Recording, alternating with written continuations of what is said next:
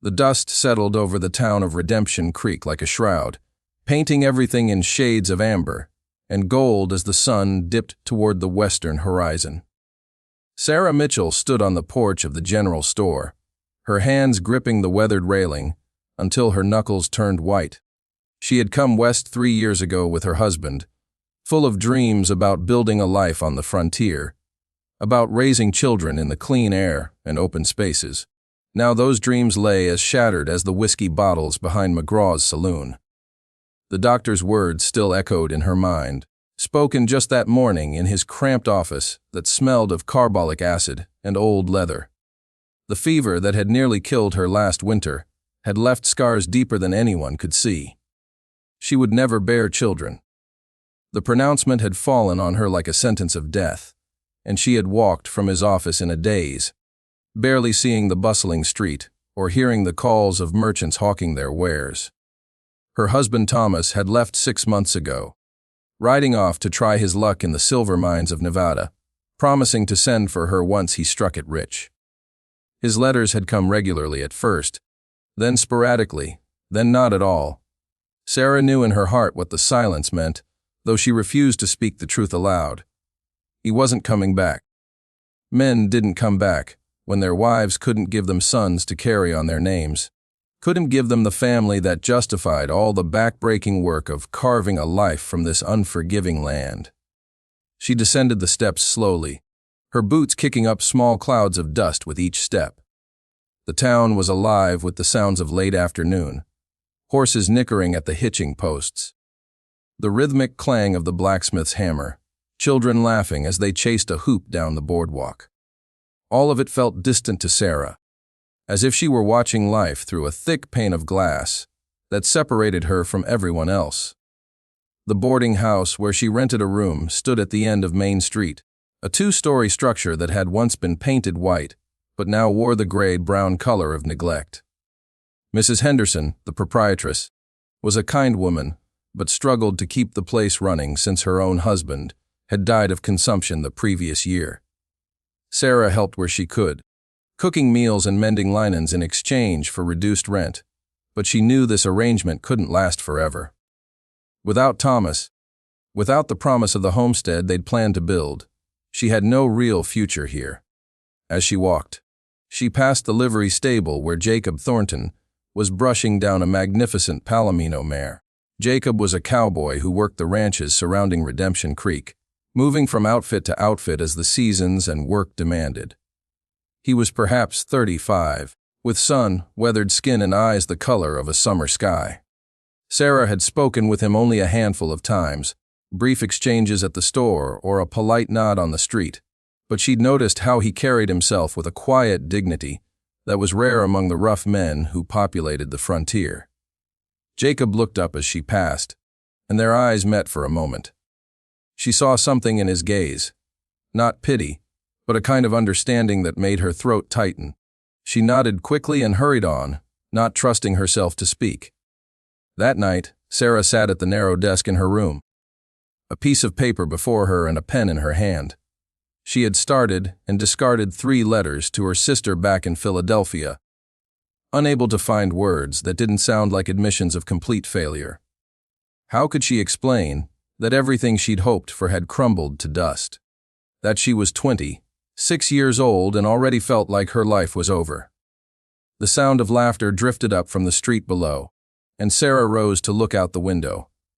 A group of cowboys had gathered outside the saloon, their voices loud with whiskey and high spirits.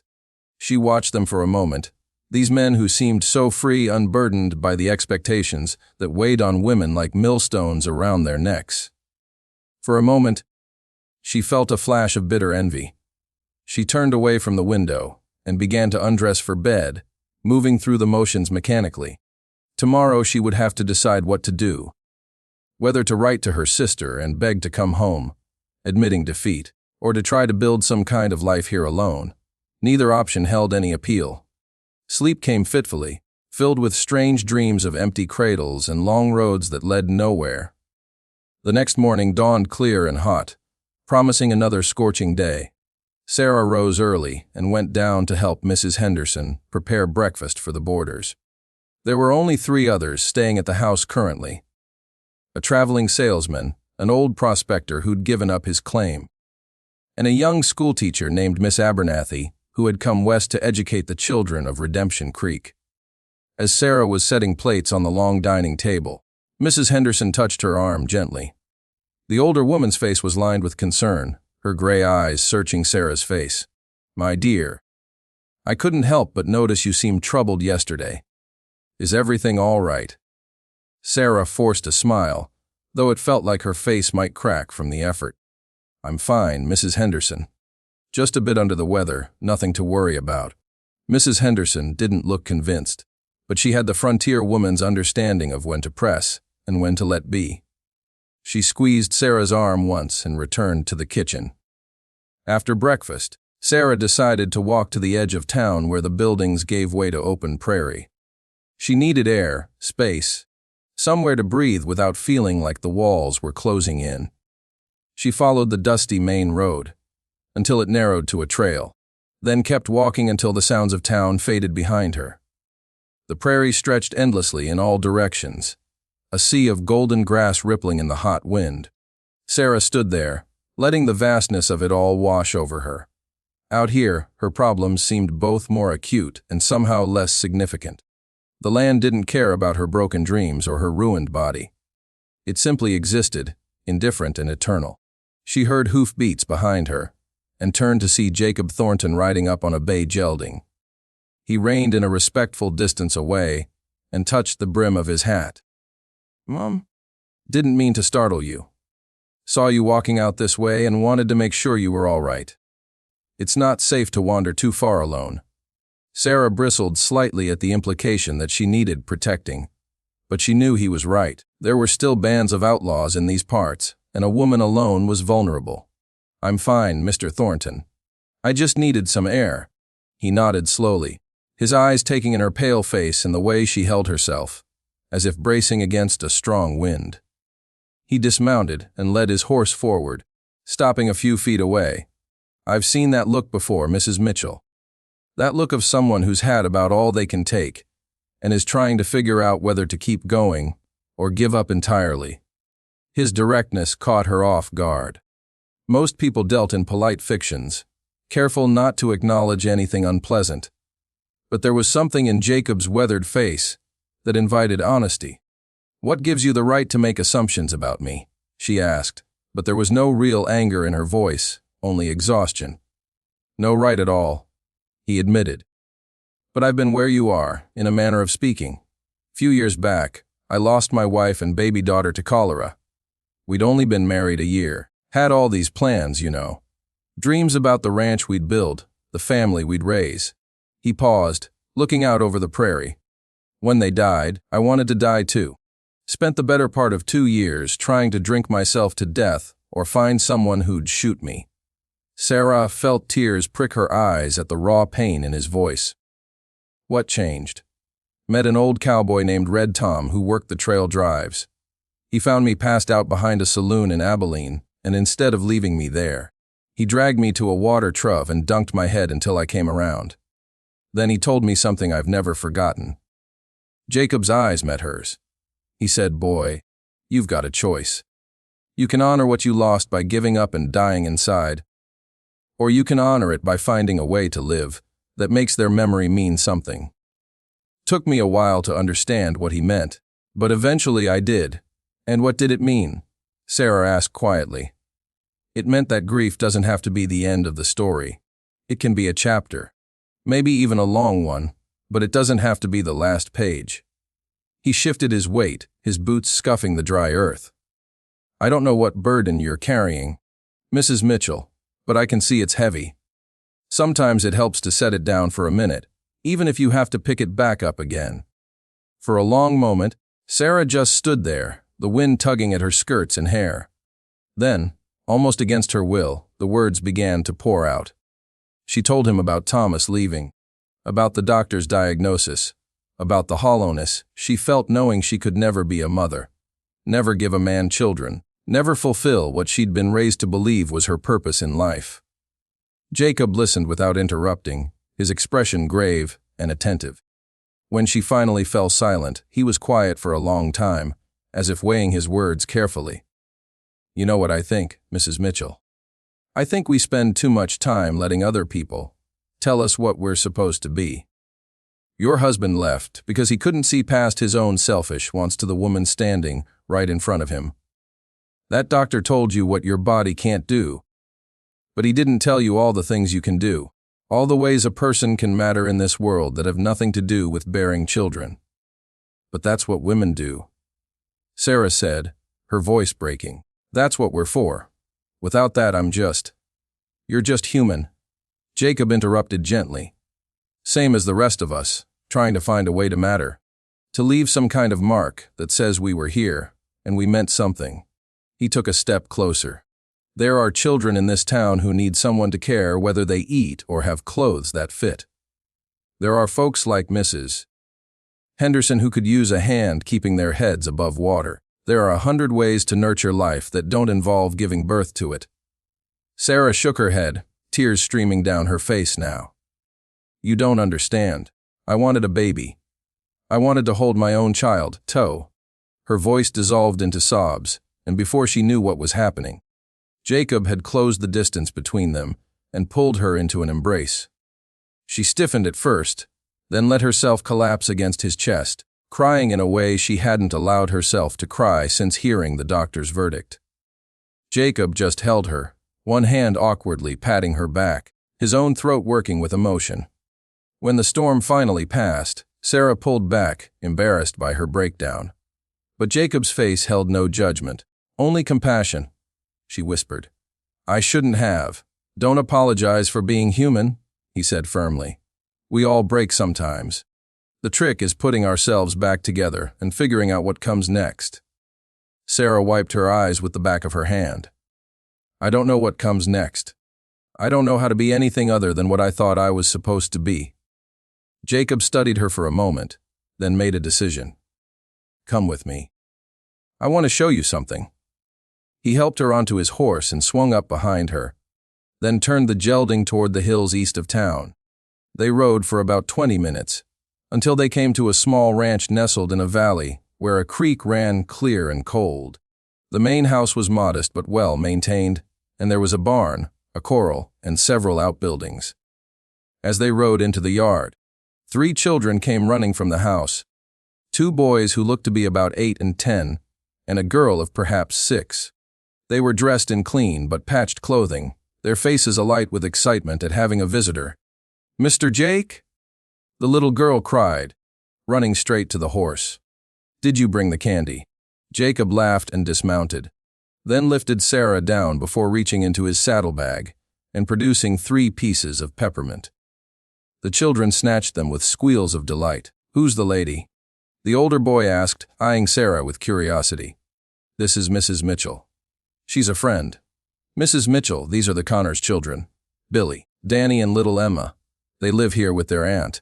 As if on cue, a woman emerged from the house. She was perhaps 40, with prematurely gray hair and a face that spoke of hard years and harder choices. She wiped flour, dusted hands on her apron as she approached. Jacob, this is a surprise. And you've brought company. Martha, I wanted Mrs. Mitchell to meet your family. Mrs. Mitchell's new to these parts and trying to figure out her place in things. Martha's eyes, sharp and assessing, took in Sarah's tear-stained face and the way she held herself. Something passed between Martha and Jacob, some unspoken understanding. Well, any friend of Jacob's is welcome here. Come inside, both of you. I've got coffee on, and I just pulled an apple pie from the oven. The house was small but spotlessly clean, filled with the smells of baking and the comfortable clutter of children's lives. There were drawings pinned to the walls, books stacked on shelves, and a rag doll sitting in a chair by the window. Martha poured coffee while the children settled at the table with their candy. These children lost their parents in a wagon accident last year, Martha explained as she served the pie. Their father was my brother. I took them in, but it's been hard. I was never blessed with children of my own, and suddenly I had 3 to raise alone. My husband died 5 years ago, and this ranch is barely holding on. She smiled at the children with clear affection despite the wariness in her voice. But we manage. We manage because we have to, and because they're worth it. Sarah watched the children as Martha spoke. Emma was chattering about a bird's nest she'd found, while the boys argued good-naturedly about whose turn it was to feed the chickens. They were loved, that much was obvious. They were thriving despite their losses, despite living with an aunt who was stretched to her limits trying to keep them fed and sheltered. "Mrs. Mitchell is good with children," Jacob said quietly, "and she's looking for a way to make herself useful." Martha's eyebrows rose, and she looked at Sarah with new interest. "Is that so?" Sarah found her voice, though it came out shakier than she'd intended. I've been feeling rather lost lately. My husband is gone, and I'm not sure what I'm supposed to do with myself." Martha nodded slowly, understanding in her eyes. "Being lost is part of the frontier experience, I think. Most of us came out here running from something, or looking for something, and half the time we don't find what we expected. But sometimes we find something else, something we didn't even know we needed." She glanced at the children. "I could use help with these 3, if you're interested. I can't pay much, but room and board and a small wage. They need teaching, reading and writing and arithmetic. Emma needs someone with patience for her endless questions, and the boys need a firm hand sometimes." Sarah felt something stir in her chest, something that might have been hope. "You trust me with them. You don't even know me." "Jacob trusts you," Martha said simply. "That's enough for me. And besides, I'm a good judge of character. I can see you've been hurt, but I can also see you've got strength in you, even if you don't feel it right now." Sarah looked at Jacob, who was watching her with quiet encouragement. Then she looked at the children, at Emma's bright eyes and the boys' curious faces. She thought about the empty boarding house room, about the long days with nothing but her own grief for company. She thought about what Jacob had said about honoring loss, by finding a way to live. "I can't be a mother," she heard herself say, the words bitter and broken. "I found out yesterday that I'll never have children of my own." The room fell silent. Emma stopped her chatter and looked at Sarah with solemn eyes. Martha set down her coffee cup carefully. Then Jacob spoke, his voice gentle but firm. "Then let me make you whole." Sarah turned to him, confusion on her face. "What do you mean?" "I mean, being whole doesn't come from your body doing what you think it should do. It comes from your heart doing what it needs to do. You're not broken, Sarah. You're not less than you were. You're just being given a different path than the one you expected." He gestured to the children. "These kids don't care if you gave birth to them. They just need someone to care, to listen, to help them grow. That's what a mother does. That's what makes you whole, choosing to love, even when you think you have nothing left to give." Tears were streaming down Sarah's face again, but this time they felt different. Not the tears of despair and loss, but something else. Something that might have been the beginning of healing. Emma slipped from her chair and walked over to Sarah, her small hand reaching out to touch Sarah's arm. "Don't cry, Miss Sarah. We like you. You can stay with us if you want." Sarah let out a sound that was half laugh, half sob. She looked at Martha, who was smiling through her own tears, and at the boys, who were watching with the uncomfortable expression of children, who don't quite understand adult emotions, but recognize their importance. "I'd like that," Sarah whispered. "I'd like that very much." Over the following weeks, Sarah moved her few belongings from the boarding house to the Connors ranch. Martha gave her the small room off the kitchen, apologizing for its size, but Sarah thought it was perfect. She had a window that looked out over the prairie, a comfortable bed, and the sound of children's laughter filtering through the walls. She threw herself into her new life with an energy that surprised her. She taught the children their letters and numbers, sitting with them at the kitchen table every morning, while Martha worked on ranch business. She read them stories at night, mended their clothes, and kissed their scraped knees. She learned to milk the cow, gather eggs, and help Martha with the endless work of keeping a ranch running. Jacob came by often, sometimes to help with heavy work around the ranch, sometimes just to check on them all. Sarah found herself looking forward to his visits, to the quiet conversations they had while sitting on the porch after the children were asleep. They talked about everything and nothing. About the weather and the price of cattle. About their lost loves and their uncertain futures. About the strange way life had of taking what you thought you wanted and giving you something else instead. One evening, about 2 months after Sarah had come to the ranch, Jacob arrived with news. Got word from the marshal's office. Your husband's dead, Sarah. Shot in a card game in Virginia City 3 weeks ago. Sarah felt something inside her chest. Not grief, but a kind of finality. She nodded slowly. I suppose I knew, deep down. Thank you for telling me. There's more, Jacob continued, his voice careful. Turns out he'd been living with another woman out there. She came forward claiming to be his common-law wife. The marshal says there's likely to be some legal complications about the homestead claim you and Thomas filed. Sarah thought about the piece of land they'd staked out, the cabin they'd started to build before Thomas left. It had seemed so important once, so essential to her dreams. Now it felt like something from another lifetime. Let her have it, Sarah said quietly. I don't want it anymore. Everything I need is right here. Jacob looked at her for a long moment, something shifting in his expression. You've changed, Sarah. You're not the broken woman I found on the prairie that day. No, she agreed. I'm not. I'm still grieving what I lost, what I'll never have. But I'm also learning to be grateful for what I found instead. She smiled, thinking of Emma's gap-toothed grin and the way Billy had shown her his favorite fishing spot just that afternoon. You were right, Jacob. Being whole isn't about having everything you thought you wanted. It's about learning to love what you have. As the months turned into a year, the ranch began to thrive in small ways. With Sarah's help, Martha was able to manage the work better. The children grew and learned, Emma mastering her alphabet and the boys helping more with the heavier chores. Jacob became a regular fixture in their lives, often staying for dinner and lingering afterward to play checkers with the boys or carve wooden toys for Emma. Sarah found herself falling in love, not with the dramatic, sweeping passion of her youth, but with something deeper and more enduring. She loved the life she'd built, the children who called her Aunt Sarah and climbed into her lap for stories. She loved Martha's steady friendship and the satisfaction of work well done. And she loved Jacob, though neither of them had spoken the words aloud. One spring evening, when the prairie was alive with wildflowers and the air smelled of new growth, Jacob asked Sarah to walk with him along the creek.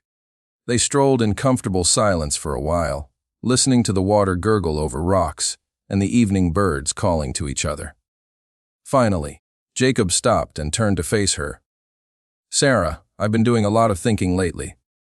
About the future, about what kind of life I want to live. He paused, seeming to gather his courage. I know we've both been hurt. I know we've both lost things we can never get back. But I also know that I'm happier when I'm here with you and the children than I am anywhere else. I wake up every morning looking forward to seeing your face. Sarah's heart was pounding, but she made herself stay quiet, letting him continue. I'm not a rich man, Jacob went on. I've got some money saved and I'm good with horses. I could buy a small spread, not as big as this one, but enough to raise some cattle and maybe breed horses. What I'm asking is, would you consider marrying me? Not because you need a husband or because I think you can't manage alone, but because I think we could build something good together. You and me and those children, if Martha's willing to let them spend time with us. Sarah felt tears spring to her eyes, but they were happy tears this time. Jacob, before you answer. He interrupted gently, I want you to know something. I don't care that you can't have children. That's not why I'm asking. I'm asking because you're kind and strong and brave. Because you make me laugh, and because you understand what it means to lose everything and find the courage to start again. If we have children in our lives, that's wonderful. If it's just the two of us, that's wonderful too. You're enough, Sarah. Just as you are. Sarah reached out and took his hands, feeling the calluses on his palms from years of hard work. A year ago, I would have said no. Not because I didn't care for you, but because I believed I was broken, that I had nothing to offer. But you taught me something important, Jacob. You taught me that being whole doesn't mean being perfect or having everything you planned for. It means accepting yourself and choosing to love anyway. Is that a yes? Jacob asked, a smile tugging at his lips. That's a yes, Sarah confirmed. And then she was in his arms, laughing and crying all at once. They were married that summer in a simple ceremony at the church in Redemption Creek. Martha stood up with Sarah, and the children were there in their Sunday best.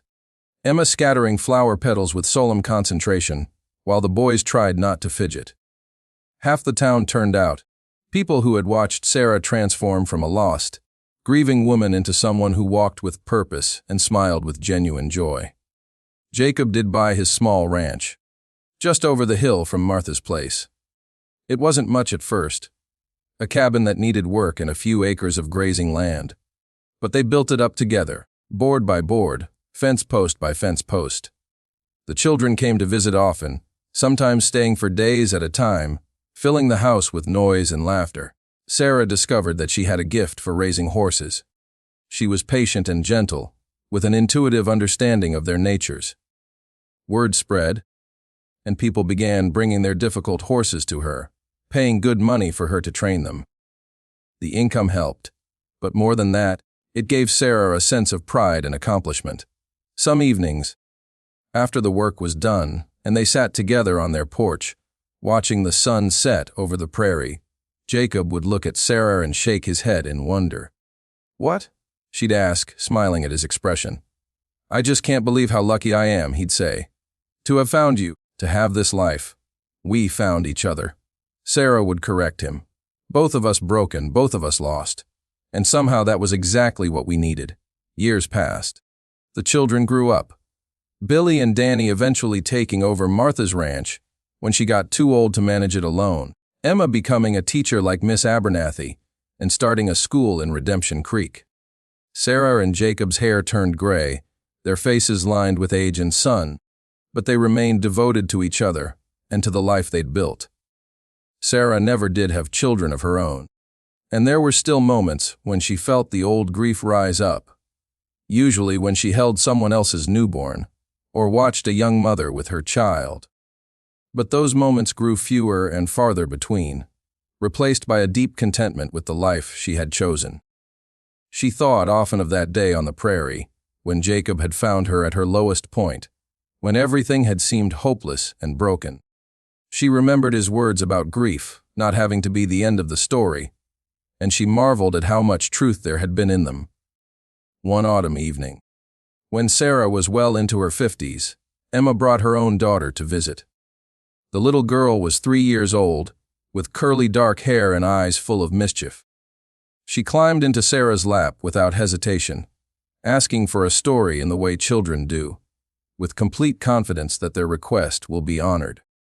As Sarah held the warm weight of the child and began to tell her the tale of the 3 billy goats gruff, she felt Jacob's hand on her shoulder. She looked up at him and saw in his eyes the same contentment she felt in her own heart. "Are you happy?" he asked quietly, though he already knew the answer. "I'm whole," Sarah replied, and it was true. Not because she had overcome her loss or because her pain had disappeared entirely, but because she had learned to carry it with grace. Because she had discovered that love wasn't limited to blood ties. That family was something you built through choice and commitment, rather than something determined by biology alone. The child in her lap snuggled closer, and Sarah continued her story, her voice steady and sure. Outside, the prairie stretched endlessly under the vast sky, and the wind carried the scent of sage and freedom. This was her life now. Not the one she had planned, not the one she had dreamed of in her youth, but something better because it was real and earned and chosen. Jacob squeezed her shoulder once, then moved away to stoke the fire, giving her this moment with the child. Sarah smiled, finishing her story with the traditional words that had ended tales for generations. And they all lived happily ever after. But as she said the words, she knew the truth was more complex than any fairy tale. They didn't live happily ever after without challenges or sorrow. They lived fully, embracing both joy and pain, both gain and loss. They lived with purpose and love, building something meaningful from the broken pieces of their former dreams. And in the end, that was enough. More than enough, it was everything.